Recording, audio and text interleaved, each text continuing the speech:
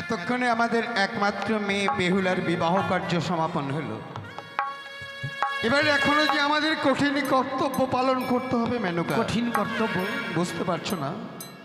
আজিকার এই শুভক্ষণে আমাদের একমাত্র মেয়ে বেহুলাকে আমাদের প্রাসাদ থেকে বিদায় দিয়ে দিতে হবে। যে এ কি বলছো তুমি? বেহুলাকে বিদায় দিতে হবে? আমি পারবো না, আমি পারবো না বেহুলাকে বিদায় দিতে। তুমি বলো না, এই হতভাগীকে আমি এক মুহূর্ত না দেখলে থাকতে পারি না, আর তুমি তাকে বিদায় দিতে বলছো? আমি পারবো না, আমি পারবো না গো। মেনকা কেন বুঝতে চাইছো না? কেন বুঝতে চাইছো না তুমি? তোমাকে যেদিন তোমার স্মৃতিতে সিঁদুর পরিয়ে কুলবধূর মর্যাদা দিয়ে আমার এই প্রাসাদে নিয়ে আসে, সেই দিনও তো পারেনি তোমার আত্মীয় পরিজন কেউ তোমাকে আটকে রাখতে। আজকের এই শুভক্ষণে হাজার কষ্ট হলেও আমাদের মেয়েকে যে বিদায় দিতেই হবে মেনকা। বেশ, আমি মা বেহুলাকে বুঝিয়ে বলবো।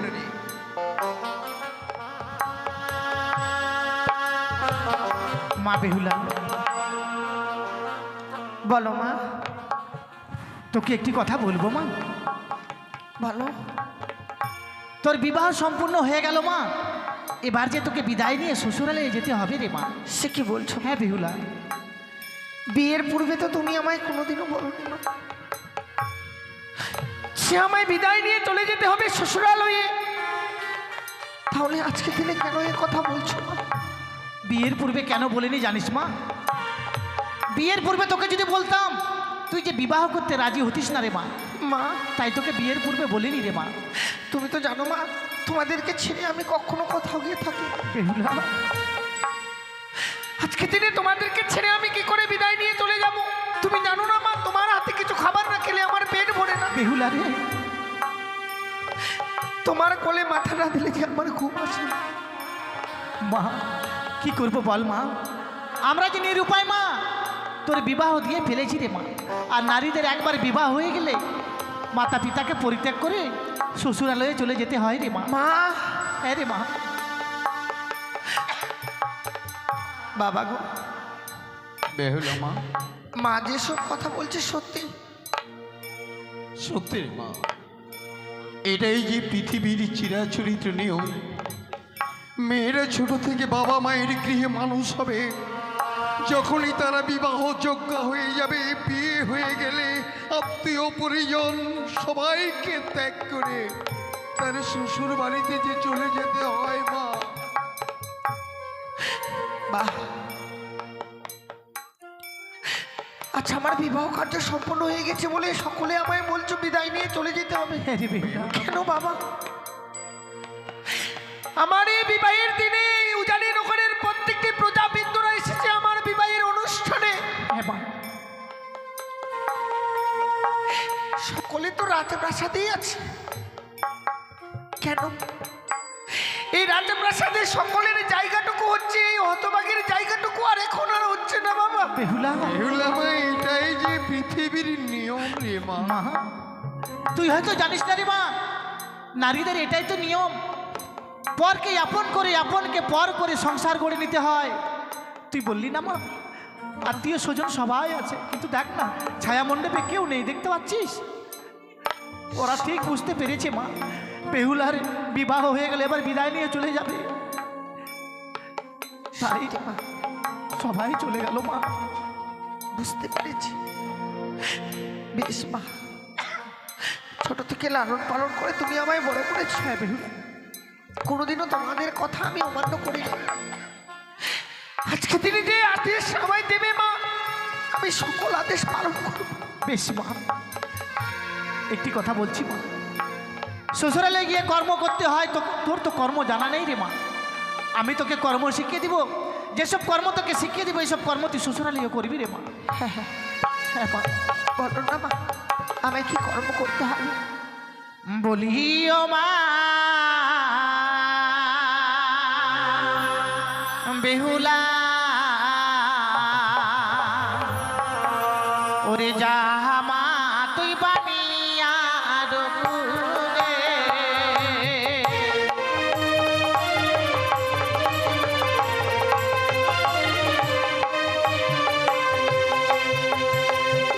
হো বলি ও মা বেহুলা, জাহামা তুই বানিয়া রঘুলে। মা! জামা যা।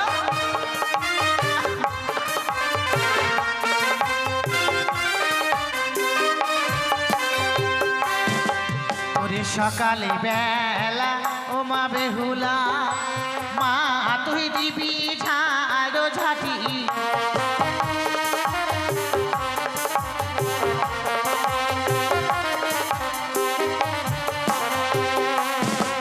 ওরে সন্ধ্যা বেলা ও মা বেহুলা, মা তুই দিবি সন্ধ্যা বাতি,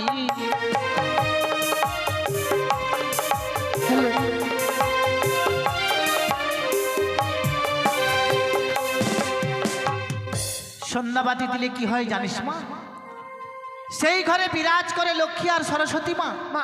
হ্যাঁ রে বেহুলা, আর দুটো কর্ম তোকে বলে দিব মা। বলো না মা। এই কুকর্ম তুই কোনো দিনও করবি না মা। না না না, বলে দাও আমায় কি কর্ম করতে হবে মা। যেই বা নারী সন্ধ্যাবেলা কাটে কলার পাত, সেই না ঘরে মা লক্ষ্মী করে না বিরাজ। যেই বা নারী সন্ধ্যাবেলা ঝাড়িয়া বাঁধে কেশ, সেই না ঘরে দুঃখের নাই গো কোনো শেষ মা। এই কুকর্ম তুই কোনো দিন আজকে দিনে যে কর্মগুলো তুমি আমায় শিখিয়ে দিয়েছো মা, হ্যাঁ বেহুলা, সেই কর্মগুলো আমি শ্বশুরালয়ে গিয়ে অক্ষরে অক্ষরে পালন করবো মা। হ্যাঁ মা। কোথায় বলে সংসারে সুখী হয় রমণীর গুণে, আবার সেই সংসারে দুঃখী হয় রমণীর কারণে। হ্যাঁ রে মা, হ্যাঁ। জীবনে এমন কোনো কুকর্ম কাজ করবো না মাস, সে কর্মের ফলে আমার জীবনে কোনো অমঙ্গল আসে। হ্যাঁ বেহুলা,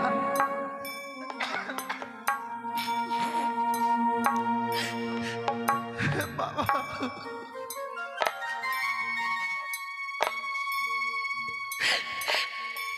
কিছু বলবি মা? বিদায় বাবা। বলতে নেই মা, বিদায় বলতে নেই। বল আসি কেন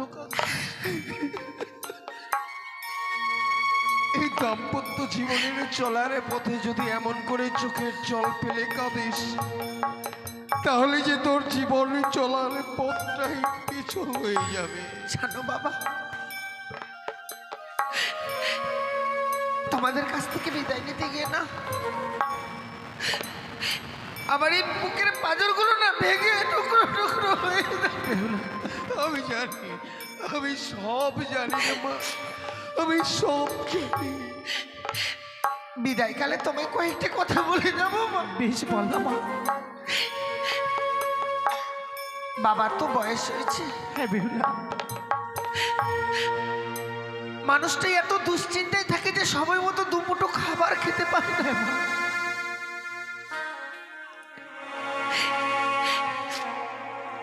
বাবাকে সময় মতো খেতে দিও মা। দেবো মা, দেবো দেবো মা। বাবা, বেহুলা মা, প্রত্যেকদিন যেভাবে তোমায় আমি বাবা বাবা বলে ডেকে খেতে দিতাম, হয়তো আজ থেকে এভাবে তোমায় কেউ খেতে দেবে না বাবা। তাই এই রাজপ্রাসাদে তুমি ভালোভাবে থাকবে, তুমি তোমার শরীরের খেয়াল রেখো বাবা। মা যদি ভুলেও যায়, মায়ের কাছ থেকে তুমি খাবার চেয়ে নিয়ে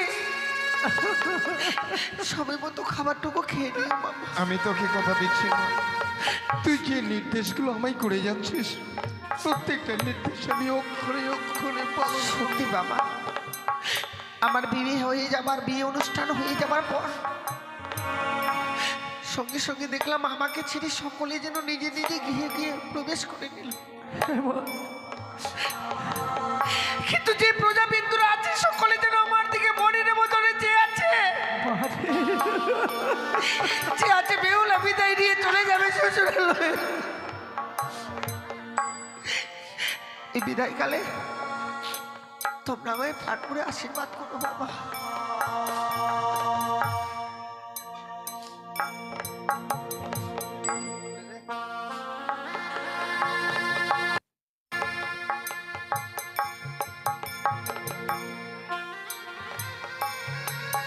বাবা দুর্লভ, বলুন বাবা। আমার একমাত্র আদরের মেয়েকে আজিকার এই শুভক্ষণে আমি তোমার হাতে তুলে দিলাম। তোমাদের দাম্পত্য জীবনের চলার পথে যদি আমার এই মেয়েটা কোনো ভুল করে বসে, তুমি যেন আমাকে এসে বলো, আমি তোমাদের জীবনের সমস্ত সমস্যার সমাধান করে দেব। বেশ বাবা, আপনি যে দায়িত্ব আমার হস্তে আজকের দিনে তুলে দিলেন, আমি সারাটি জীবনের জন্য পালন করার চেষ্টা করব। বেহুলার চোখে জল আসতে কোনোদিন আমি দেব না। বেহুলাকে আমি হাসি খুশি রাখার চেষ্টা করব। এটুকু আপনাকে আমি কথা দিয়ে গেলাম মা, কথা দিয়ে গেলাম বাবা। বাবা, মারে, তোমরা আমায় প্রাণ ভরে আশীর্বাদ করো বাবা। শ্বশুরালয়ে গিয়ে যেন স্বামীকে নিয়ে আমি সারাটা জীবন গড় করতে পারি।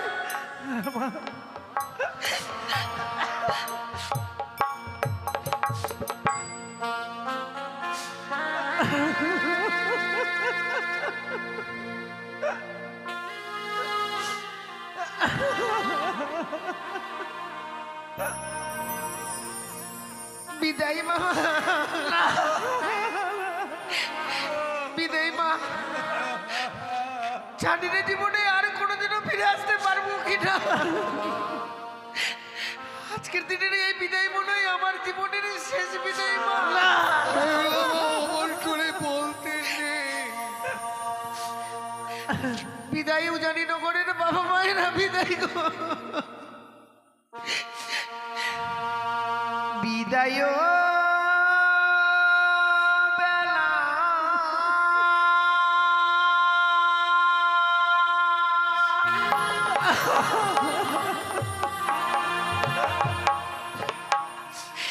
রেখে যাই গো বা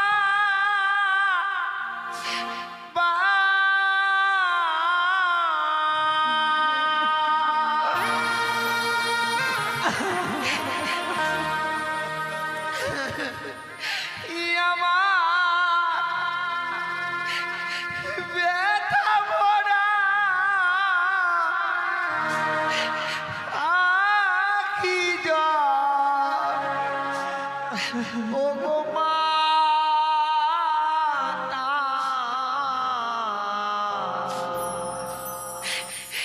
ব্যথা ভরা আখি জল ও গো বাবা, ব্যথা ভরা আখি জল বাবা।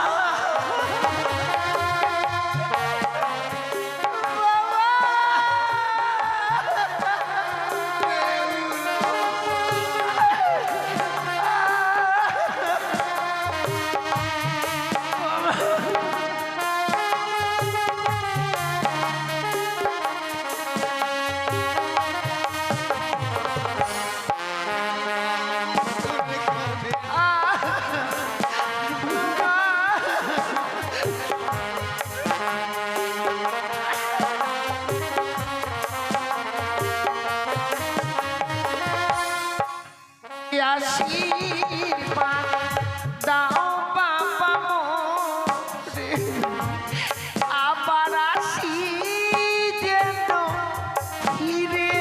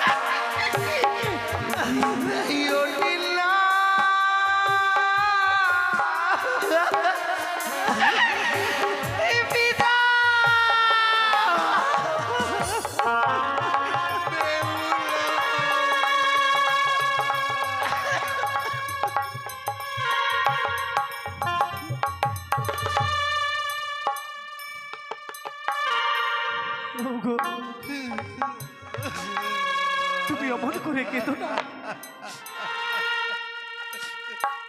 তুমি অমন করে কেঁদো না। কেন কাঁদছো? তুমি কি জানো না পিতা মাতারা কান্না করলে সন্তানদের অমঙ্গল নেমে আসে? তুমি কি চাও আমাদের মা বেহুলার অমঙ্গল নেমে আসো? কেন কেন কাঁদছো? মেয়েটাকে বিদায় দিয়েছে, আমি না না চোখের জল ফেলে এখানে আর দাঁড়িয়ে দাঁড়িয়ে নিভৃতে কাঁদবো না। চলো চলো মেনকা, চলো আমাদের আর এক দেবীর কাছে গিয়ে কায় মনোবাক্যে প্রার্থনা করে ওই দেবীকে বলবো আমাদের একমাত্র মেয়ে বেহুলা তার দাম্পত্য জীবনে যেন সুখী হয়, মধুময়